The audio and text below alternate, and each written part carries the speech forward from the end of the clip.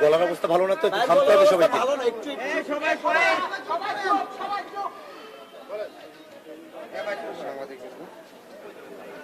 সম্মানিত সাংবাদিকবৃন্দ এবং প্রিয় দেশবাসী, জাতীয় নাগরিক পার্টি এনসিপির পক্ষ থেকে সালাম গ্রহণ করবেন।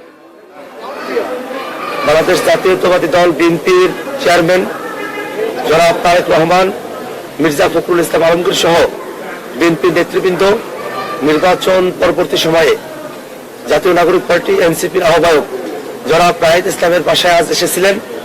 সৌজন্য সাক্ষাতে আজ জনাব তারেক রহমান এবং এনসিপির আহ্বায়ক জনাব নাহিদ ইসলাম তারা একত্রে বসেছেন। আমরা জাতীয় নাগরিক পার্টি এনসিপি যদিও নির্বাচনের ফলাফল নিয়ে কয়েকটি আসলে আমাদের প্রশ্ন রয়েছে, তথাপিও জনাব তারেক রহমান যে রাজনৈতিক সৌজন্যবোধের জায়গা থেকে জনাব নাহিদ ইসলামের সঙ্গে আজ সাক্ষাৎ এসেছিলেন, এই রাজনৈতিক সৌজন্যতা এবং তার জয়ী হয়ে আসাকে আমরা অভিনন্দন জানাই। আমরা নিজেদের মধ্যে মতভিন্নতা সত্ত্বেও কিভাবে রাজনৈতিক মতভিন্নতার বাইরে গিয়েও একত্রে দেশের জন্য কাজ করতে পারি সেই বিষয়গুলো নিয়ে আমরা কথা বলেছি। বাংলাদেশের সংস্কারের যে প্রশ্ন, সেই প্রশ্নকে কিভাবে সুরাহা করা যায় এবং বিচারের যে প্রশ্ন, সেই বিষয়গুলো নিয়ে আমরা নিজেদের মধ্যে কথা বলেছি।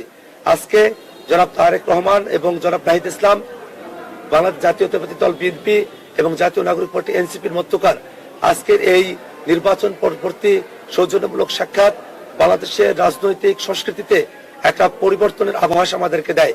আমরা মনে প্রাণে চাই এই বাংলাদেশ রাষ্ট্রে আমাদের রাজনৈতিক মতভিন্নতা থাকবে, রাজনৈতিক কর্মসূচি আলাদা হবে, রাজনৈতিক বক্তব্য আলাদা হবে, কিন্তু দেশের প্রশ্নে বাংলাদেশের সকল রাজনৈতিক দল আমরা একত্রিত থেকে একসাথে আমরা বাংলাদেশের প্রশ্নে আমরা সিদ্ধান্তগুলো গ্রহণ করতে পারবো। সেই ধরনের একটা পরিবেশ বাংলাদেশে অটুট থাকবে, সেটাই আমাদের প্রত্যাশার জায়গা।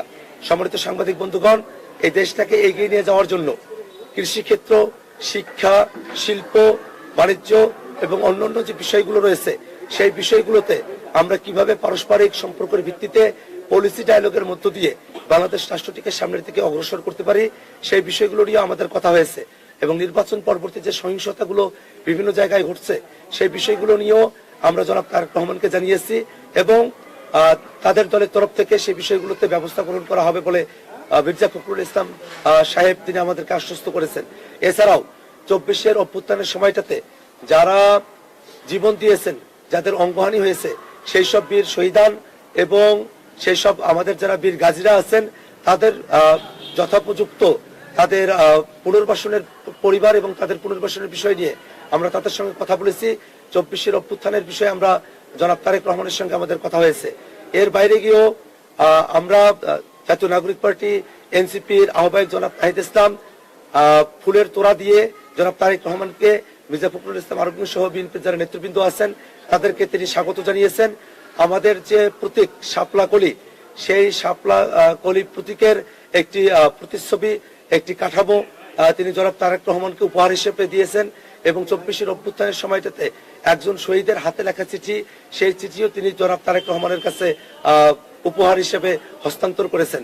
সম্মানিত সাংবাদিক বন্ধুগণ, আজকের এই নির্বাচন পরবর্তী সৌজন্য যে সাক্ষাৎ, সেটা বাংলাদেশের রাজনৈতিক কালচারের জন্য একটা গুরুত্বপূর্ণ দিক হিসেবে বিবেচিত হবে, এটাই আমাদের প্রত্যাশা।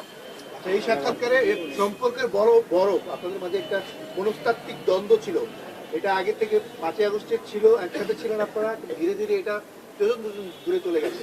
সম্পর্কের বড় কতটা গড়লো আছে এই?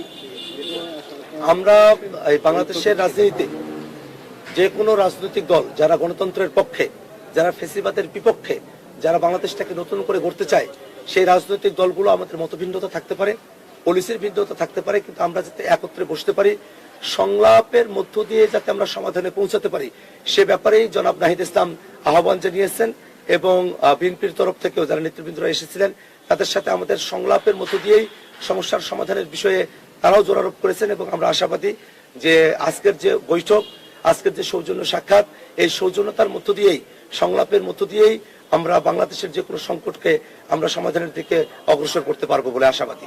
মন্ত্রিসভা যোগদানের কোনো খবর এসেছে? মন্ত্রিসভা যোগদানের কোনো বিষয় এসছে কিনা? বিএনপির নেতৃত্বে যে সরকার গঠিত হবে সেখানে এনসিপির অন্তর্ভুক্তি নিয়ে কোনো কথা হয়েছে কিনা? আমরা বসে বলেন। সম্মানিত সাংবাদিক বন্ধুগণ, আমরা আসলে নির্বাচন পরবর্তী আজকে সৌজন্য সাক্ষাতে আমরা বসেছিলাম।